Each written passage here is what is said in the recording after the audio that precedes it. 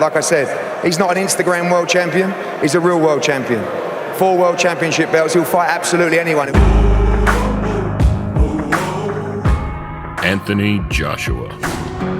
A name that has become synonymous with heavy hits, heart, and humility. Oh, and he just got clipped again with that lethal left hand. And a name that, breaking into the U.S. market this weekend, has the opportunity to stand alongside Canelo at the pinnacle of the sport.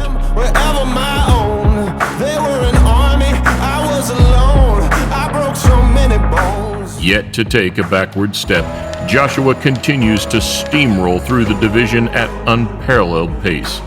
22 fights, 22 victories, and all but one heavyweight strap. On this side of the pond, we're serious, do you know what I mean? UK, Great Britain boxing is on the map. All coming in less than 6 years as a professional. Better still, the tall, muscular Brit vows to take on all comers in 2019, eyeing up unification. And after the recent Wilder Brazil bout, made his intentions as clear as ever. Deontay Wilder against Anthony Joshua has to happen. Anthony Joshua wants to be in the real fights. He will give you the fights that you want. Now coming into the fight against sturdy Mexican Andy Ruiz, we look for a return statement to the American. One that erases any doubts, and one that takes us another step closer to boxing's biggest mega fight. He's just starving the fans of an undisputed heavyweight championship fight, because we need to get these negotiations underway now.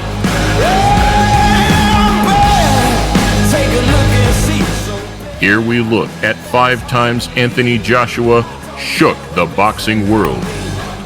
Welcome to a Motive Media presentation.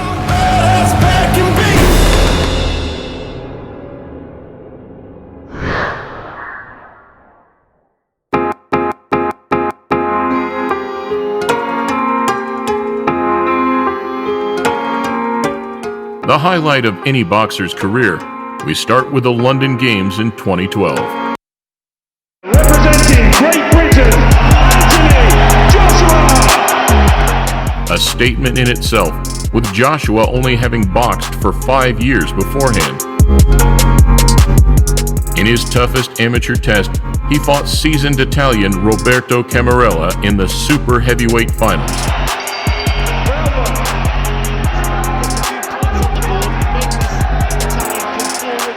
With the scores level at 18 each, Joshua won via countback and was crowned the new Olympic champion. Representing Great Britain, Anthony Joshua! At the time of the Olympics, making his 13th defense against Tony Thompson, Klitschko had spent the best part of 8 years on top.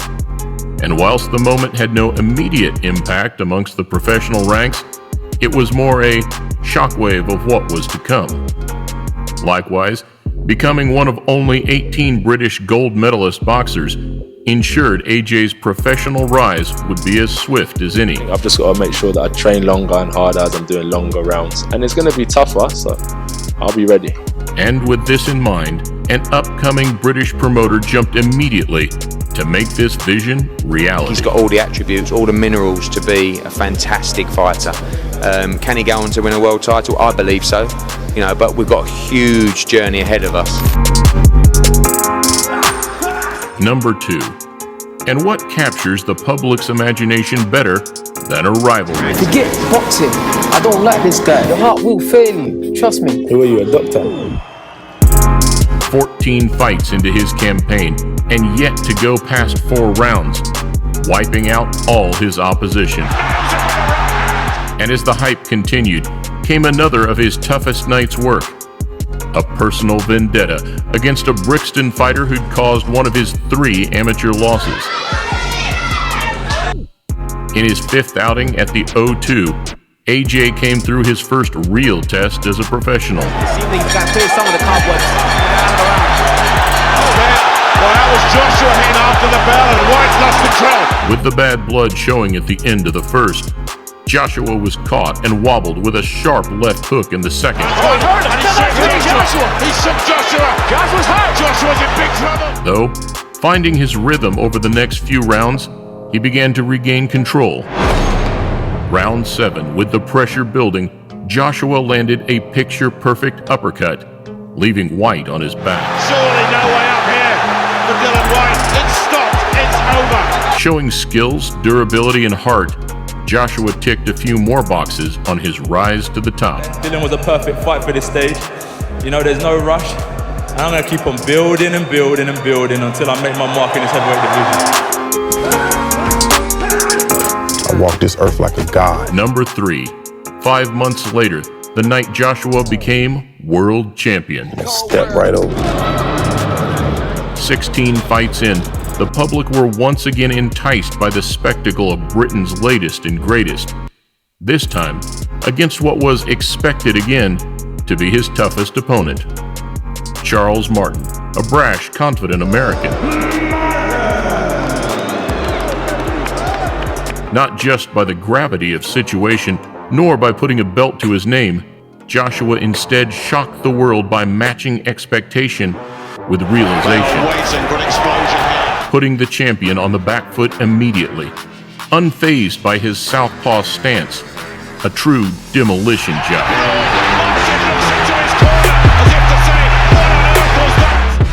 Knocking Martin down 60 seconds into the second round, then again 20 seconds later, AJ made it look easy.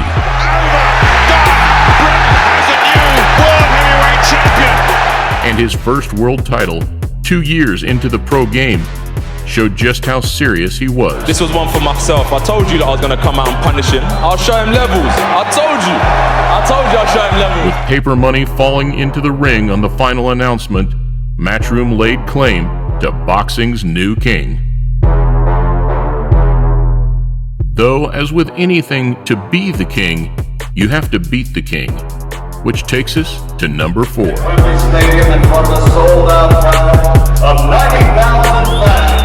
After 2 more bouts, beating Brazil and Molina, the Brits' 19th outing was the ultimate acid test. A heavyweight matchup to rival any, with 90,000 in attendance. Joshua versus Klitschko, the best versus the best. Young versus old, experience versus hunger.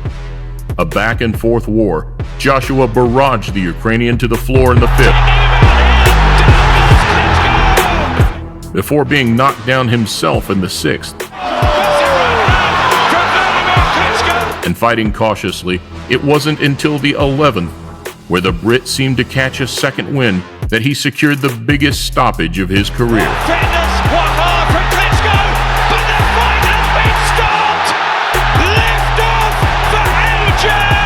Both before and afterwards, both boxers brought refreshing humility to the biggest of stages. And once again showing he can hang in the trenches, many began to consider AJ the best heavyweight in the world.